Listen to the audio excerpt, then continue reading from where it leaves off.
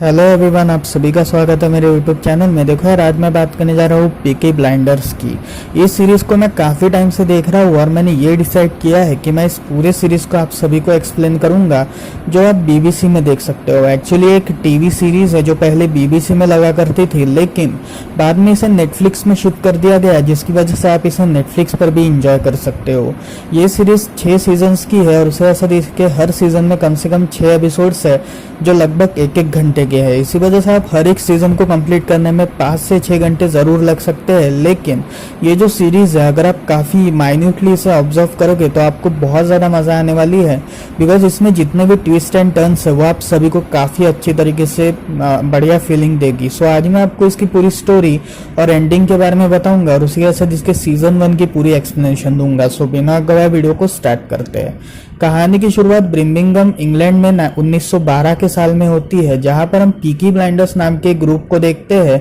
जो वहां की सट्टेबाजी में अपना धंधा चलाया करता था। एक्चुअली इनका प्राइमरी बिजनेस भले ही सट्टेबाजी का हो, लेकिन ये चोरी, स्मगलिंग और उसके साथ बाकी सारे कामों में भी इन्वॉल्व थे, जिसकी वजह से ब्रिमिंघम में इनका राज एक बहुत वर्चस्व लेवल में था। और ये जो लेवल थी ये एक्चुअली कोई भी क्रॉस नहीं कर सकता था, जिसकी वजह से ब्रिमिंघम इन्हीं के इशारों पे चलता था। अब यहाँ पर इस ग्रुप को हैंडल करने वाले 4 लोग थे, जिसमें सबसे पहले बंदे का नाम था आर्थर शेल्बी, दूसरे बंदे का नाम था थॉमस शेल्बी, तीसरे का नाम था जॉन शेल्बी और चौथी का नाम था पॉली शेल्बी। अब यहाँ पर ये चारों जो थे, इनमें से जॉन और आर्थर ये दोनों एक फ्रंट फेस थे इस ग्रुप के, लेकिन इन सभी की प्लानिंग, मतलब इस पूरे ग्रुप की प्लानिंग और कोई नहीं बल्कि थॉमस और पॉली किया करते थे, जहां पर 90% प्लानिंग थॉमस के अंडर थी। अब यहाँ पर हम ये देखते हैं कि ब्रिमिंघम में कानून व्यवस्था काफी ज्यादा बिगड़ी हुई थी, जिसकी वजह से उन दिनों के जो प्रेसिडेंट थे मिस्टर विंस्टन चर्चिल, उन्होंने एक नए पुलिस इंस्पेक्टर को अपॉइंट किया था ब्रिमिंघम में,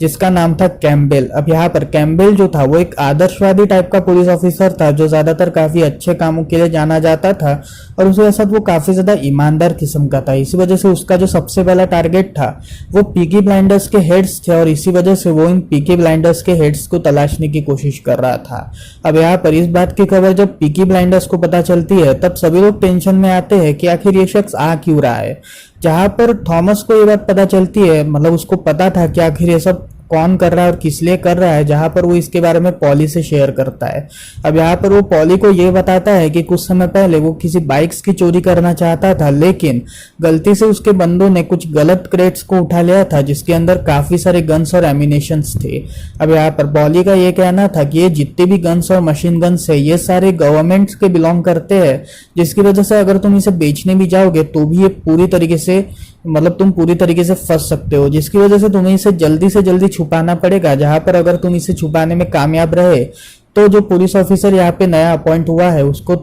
उसको इसके बारे में कुछ पता भी नहीं चलेगा। अब यहाँ पर हम ये देखते हैं कि शेल्बीज का जो बार था, जहां पर शेल्बीज का आना जाना लगा रहता था, उस बार में एक नई बारमेट आई थी जिसका नाम था ग्रेस। ग्रेस एक्चुअली एक प्रीटी वुमेन थी, जहां पर ये काफी ज्यादा होशियार भी थी और उसके साथ काफी ज्यादा सिंपल भी थी, लेकिन उसकी यहाँ पे यानी शेल्बीज के बार पे जरा सी भी जरूरत नहीं थी, बिकॉज शेल्बी के जो लोग थे, जहाँ मतलब जिस बार में शेल्बीज का आना जाना था, वो बार में काफी सारे बुरे किस्म के लोग थे। इसी वजह से वहां का जो बारटेंडर था वो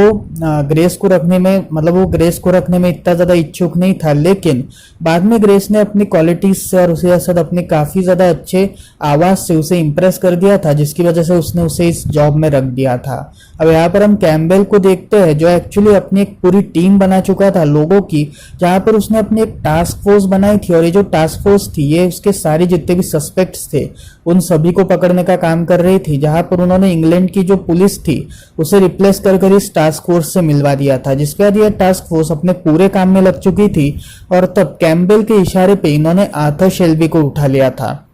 जहां पर आर्थर शेल्बी को काफी जोर से मारा पीटा गया था और तब कैम्पबेल ने उससे ये पूछा था कि आखिर तुम्हारा चोरी से क्या वास्ता है, क्या तुमने उन बंदूकों को चुराया है क्या। जहां पर आर्थर का ये कहना था कि मैंने इन बंदूकों को नहीं चुराया है और मैं इसके बारे में कुछ भी नहीं जानता। अब यहाँ पर वो ये कहता है कि मैं तुम जैसे झूठे लोगों को अच्छी तरह पहचानता हूँ, इसी वजह से तुम जितना जल्दी हो सके मुझे सच बताओ। जहां पर आर्थर का ये कहना था कि मैं कुछ भी नहीं जानता, इसी वजह से तुम मेरा पीछा मत करो। जहां पर पुलिस को यानी कैम्पबेल को इस बात पे यकीन हो जाता है और फिर वो आर्थर को छोड़ देता है, जिसके बाद आर्थर का अगला निशाना था Thomas Shelby, because Thomas Shelby दूसरा बॉस था। इसी वजह से थॉमस शेल्बी को अगर पकड़ा गया तो शायद से उससे कुछ पता कर सकते हैं। इसी वजह से उसने अपना एक आदमी थॉमस शेल्बी पे लगा दिया था। और जो आदमी उसने थॉमस शेल्बी पे लगाया था वो एक्चुअली और कोई नहीं बल्कि ग्रेस ही थी। जहां पर ग्रेस के पास्ट के बारे में हमें पता चलता है। एक्चुअली ग्रेस के जो फादर थे वो एक पुलिस ऑफिसर थे और वो कैम्बेल के साथ काम किया करते थे, जिसकी वजह से कैम्बेल का जो पूरा भरोसा था वो ग्रेस पे आ चुका था। और तब उसने ग्रेस को अपनी हेल्प करने के लिए बुलाया, जहां पर ग्रेस को उसने उस बार में भेजा ताकि वो थॉमस शेल्बी के थोड़ा क्लोज आ सके और थॉमस शेल्बी के पूरे बिजनेस को समझकर वो इसकी पूरी इंफॉर्मेशन कैम्बेल को दे सके। इसी वजह से ग्रेस को ये काम सौंपता है, जहां पर ग्रेस का ये कहना था कि मैं आपका ये काम जरूर करूंगी। और तब ग्रेस भी ये थॉमस शेल्बी के पीछे लग गई थी, जहां पर ग्रेस धीरे धीरे थॉमस शेल्बी के बारे में जानना शुरू कर दी थी। अब यहाँ पर हम ये देखते हैं कि कैम्बेल जो था वो एक्चुअली अब कम्युनिस्ट पार्टी को पकड़ने की कोशिश कर रहा था, बिकॉज उसका दूसरा सस्पेक्ट था वो था फ्रेडी थ्रॉन नाम का एक बंदा, जो एक्चुअली पहले थॉमस के साथ काम किया करता था, लेकिन बाद में चल के उसने अपनी एक कम्युनिस्ट ग्रुप बनाई, जहां पर इस ग्रुप में उसने जितने भी कम्युनिस्ट इंग्लैंड के वासी थे उन सभी को अपने इस ग्रुप में शामिल किया। जहां पर इस ग्रुप में उसने खुद की एक आर्मी बनाई ताकि वो यहाँ के जो राजा है उनसे लड़ सके। इसी वजह से फ्रेडी ने इस पूरे समुदाय को बनाया था, जहां पर उससे वो एक्चुअली एडा नाम की एक लड़की से प्यार करता था। और एडा एक्चुअली और कोई नहीं बल्कि थॉमस की बहन थी। यहाँ पर इन दोनों का अफेयर काफी लंबे समय से चल रहा था। और तब फ्रेडी जो था उसे पकड़ने के लिए पुलिस वाले आते हैं, जहां पर वो एडा के साथ थोड़ा रोमांटिक सीक्वेंस कर रहा था। लेकिन तब तक जब उसे पुलिस के बारे में इन्फो मिलता है तब वो एडा को लेकर वहां से चला जाता है, जिसकी वजह से इस भगदड़ में एडा का जो कार्ड था वो फ्रेडी के घर पर रह जाता है। और तब इस कार्ड पे नजर कैम्बेल की पड़ती है, जिसकी वजह से कैम्बेल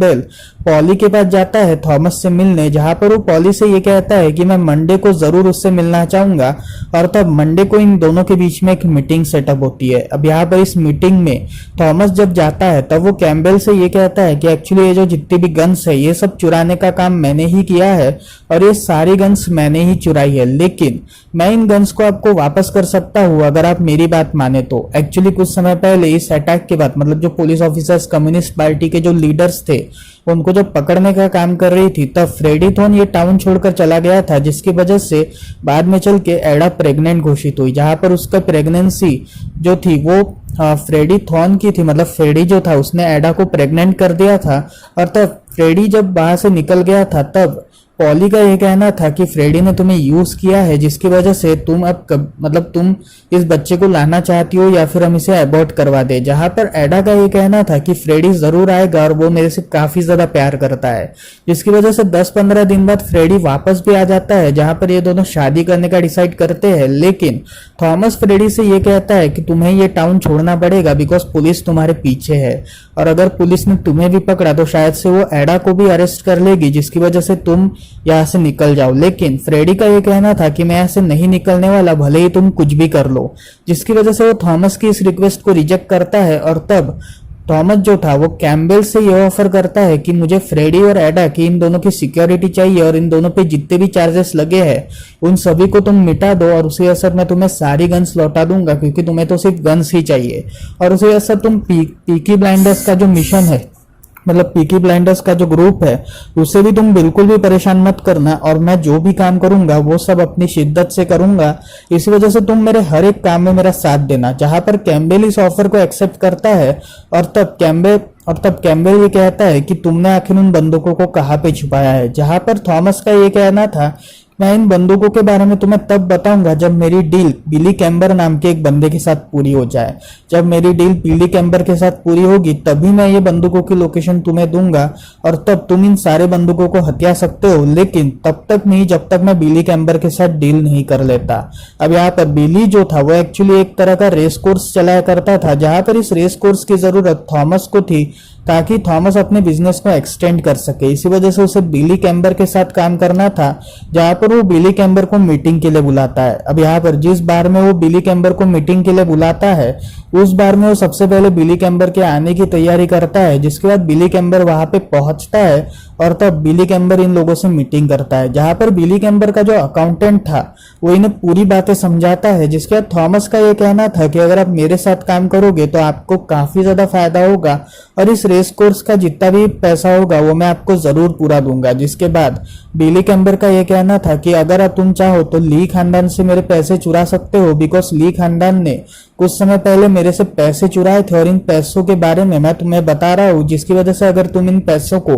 मेरे पास लाने में सफल हुए तो मैं तुम्हें इस ग्रुप में शामिल कर सकता हूँ और मैं तुम्हारे लिए एक स्पेशल रेस कोर्स भी अरेंज करवा सकता हूँ। जहां पर अब थॉमस का अगला शिकार था ली फैमिली। अब यहाँ पर ली फैमिली जो थी उसकी ऑलरेडी थॉमस के साथ काफी टाइम पहले से दुश्मनी चल रही थी, बिकॉज कुछ समय पहले जब एक बिजनेस मीट के लिए पीकी ब्लाइंडर्स ग्रुप आया था तब गलती से ली के जो मेंबर्स थे, ली फैमिली के जो मेंबर्स थे, उन्होंने आर्थर का मजाक बनाया था, जिसकी वजह से थॉमस इतना ज्यादा नाराज हुआ कि उसने उन दोनों लड़कों को मार दिया, जिसकी वजह से ली खानदान और पीकी ब्लाइंडर्स के बीच दुश्मनी चालू हो गई। लेकिन अब थॉमस के अंदर ये था कि इस पूरी दुश्मनी को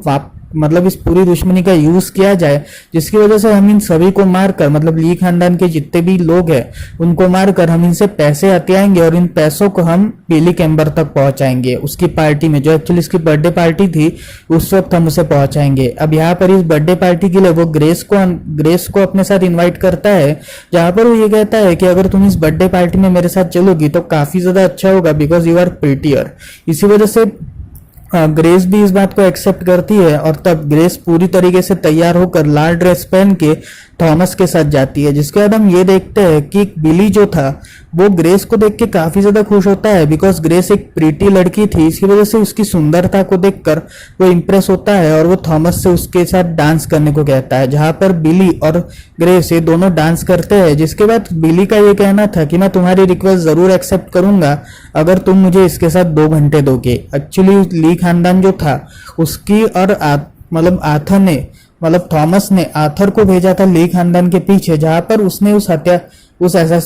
अटैक को अंजाम दिया, जहां पर उसने ली खानदान से पूरे पैसे चुरा लिए और उसे बिली कैम्बर तक पहुंचाए। लेकिन बिली का ये कहना था कि अगर तुम मुझे इस लड़की के साथ 2 घंटे दोगे तब मैं ये तुम्हें रेस कोर्स जरूर प्रोवाइड करूंगा। जहां पर थॉमस जो था वो ये कहता है कि एक्चुअली इसे HIV है, जिसकी वजह से आप इसके साथ 2 घंटे का कुछ भी वक्त नहीं बिता सकते, जिसकी वजह से बिली कैम्बर डर जाता है और तब वो उसे वहां से जाने को कहता है। अब यहाँ पर इस पूरी बात को 2 साल बीत चुके थे, मतलब काफी टाइम 2-3 महीने बीत चुके थे, सॉरी 2-3 साल बोल दिया मैंने गलती से, 2-3 महीने बीत चुके थे, जहां पर इन 2-3 महीनों में थॉमस के पास और पीकी ब्लाइंडर्स के पास अपना खुद का एक रेस कोर्स आ चुका था और तब एडा भी 9 मंथ्स प्रेग्नेंट थी, जहां पर ली खानदान के साथ थॉमस को अपनी पूरी दुश्मनी खत्म करनी थी, बिकॉज ली खानदान जो था वो एक अच्छा था और उसे इस पूरी दुश्मनी को खत्म कर एक अलग प्लान की तैयारी करनी थी, जिसके बारे में उसने ग्रेस से बात की थी। एक्चुअली इस प्लान के अनुसार वो पूरी तरीके से बिली कैम्बर को खत्म कर उसके बिजनेस को अपने तरफ कराना चाहता था, जहां पर वो खुद के बिजनेस को आगे बढ़ाना चाहता था। इसी वजह से उसे बिली कैम्बर को खत्म करना था, पर बिली कैम्बर को खत्म करने के लिए उसे ली खानदान की सबसे ज्यादा जरूरत थी, जिसकी वजह से वो जॉन को इस बारे में अप्रोच करता है कि तुम ली खानदान की जो बेटी है, मतलब ली के जो हेड की बेटी है उससे तुम शादी कर लो, जिसकी वजह से ये दुश्मनी पूरी तरीके से खत्म हो जाएगी। जहां पर जॉन और उसके साथ ली खानदान के हेड की जो बेटी है इन दोनों की शादी होती है और ली खानदान और पीकी ब्लाइंडर्स से एक रिश्तेदार बन जाते हैं। अब यहाँ पर हम ये देखते हैं कि थॉमस ने उसको मारने का जो प्लान था,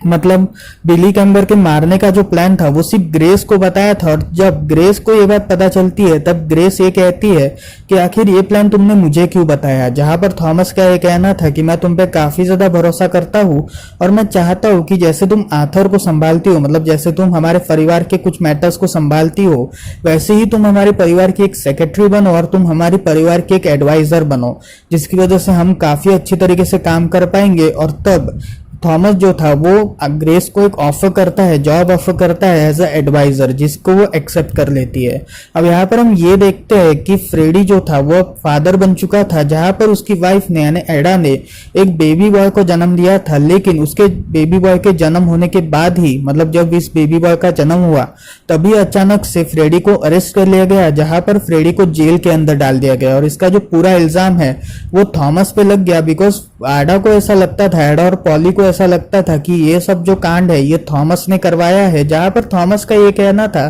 कि मैंने ये सब बिल्कुल भी नहीं करवाया है और मैं ऑलरेडी अपने इस बिजनेस से बिजनेस को एक्सपांड करने की कोशिश कर रहा हूँ, तो मैं ये सारा कांड क्यों करूंगा। लेकिन पॉली और उसके साथ एडा को इस बात पे बिल्कुल भी भरोसा नहीं था, जिसकी वजह से थॉमस जो था वो और भी ज्यादा परेशान हो चुका था। और इस परेशानी में उसकी मदद ग्रेस ने की थी, जहां पर थॉमस को ग्रेस के ऊपर एक सॉफ्ट कॉर्नर आया था, जिसकी वजह से वो उसको थोड़ा सा मतलब किस करता है और बाद में ये दोनों रोमांटिकली इन्वॉल्व हो जाते हैं। जहां पर हम ये देखते हैं कि जो पुलिस ऑफिसर था कैम्बेल, उसे जब ये बात पता चलती है तब वो ग्रेस से ये पूछता है कि आखिर तुमने ऐसा क्यों किया। जहां पर ग्रेस का ये कहना था कि मैं आपको पूरी इंफॉर्मेशन दूंगी, लेकिन आपको थॉमस के खिलाफ जितने भी आरोप है उन सभी को मिटाना पड़ेगा। जहां पर वो पुलिस को ये इंफॉर्मेशन देती है कि एक्चुअली उन्होंने मतलब पीकी ब्लाइंडर्स ने उन गन्स को एक ग्रेवी यार्ड में छुपाया हुआ है, और ये ग्रेवी यार्ड के अंदर इस पूरे बंदूकों को और इस पूरे एमिनेशंस को छुपाया गया है। जहां पर कैम्बेल जो है वो इस ग्रेवी लैंड के अंदर खुदाई करवाता है, जहां पर उसे सारी बंदूकें मिलती है। और इन बंदूकों के मिलने के बाद कैम्बेल काफी ज्यादा खुश हो जाता है और तब वो ग्रेस को प्रपोज करता है, जहां पर ग्रेस इस रिक्वेस्ट को रिजेक्ट करती है। जिसके बाद कैम्बेल काफी ज्यादा नाराज होता है और उससे पूछता है कि आखिर वो बंदा है कौन जिसके लिए तुमने ये सब छोड़ दिया। जहां पर वो ये कहती है कि मैं थॉमस से प्यार करती हूँ और थॉमस के लिए ही, थॉमस के साथ ही मैं रहना चाहती हूँ। अब यहाँ पर हम ये देखते हैं कि कैम्बेल के अंदर काफी ज्यादा नाराजगी आ चुकी थी, जिसकी वजह से कैम्बेल जो था वो परेशान था, लेकिन उसने अपने मिशन को पूरा किया था, जिसके बाद वो यहाँ से निकलने की फिराक में था। जिसके बाद हम ये देखते हैं कि जब कैम्बेल के निकलने की खबर पीकी ब्लाइंडर्स को पता चलती है, तब पीकी ब्लाइंडर्स काफी ज्यादा खुश होते हैं और वो अपने मिशन यानी बिली कैम्बर को मिटाने के मिशन में काम करने लग जाते हैं। जहां पर थॉमस ने इस बात को पूरे फैमिली में फैला दिया था, और तब ये सभी लोग मतलब ये जो सभी पीकी ब्लाइंडर्स का जो ग्रुप था, ये अब पूरी तरीके से बिली कैम्बर को खत्म करने की कोशिश में था। जहां पर इन्होंने प्लानिंग कर रखी थी, और ये प्लानिंग ऐसी थी कि जो ली खानदान है वो सबसे पहले इसके रेस कोर्स में जाएगी, जहां पर इस रेस कोर्स में वो इसके आदमियों को मारेगी और बाद में चलकर वो खुद यानी थॉमस और उसकी आर्मी मतलब बिली कैम्बर को खत्म करेगी। जहां पर इस पूरे प्लानिंग के बारे में सिर्फ ग्रेस और उसके फैमिली को पता था, बाकी किसी को भी नहीं। जिसके बाद हम सब ये देखते हैं कि पॉली ने एडा को भी इस प्लान में शामिल कर लिया था, और एडा के कहने पे थॉमस ने फ्रेडी को भी आजाद करवा दिया था। जहां पर फ्रेडी को आजाद करवाने के लिए उसने अपने एक आदमी को भेजा था, और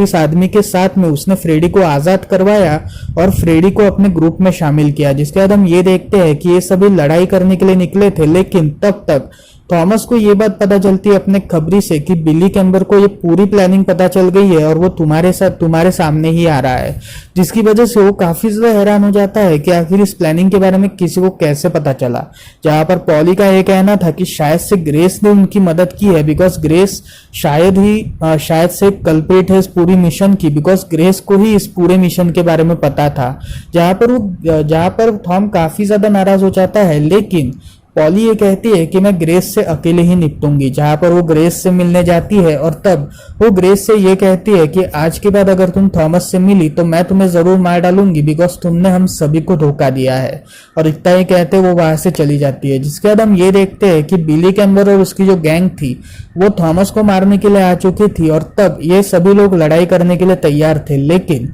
तब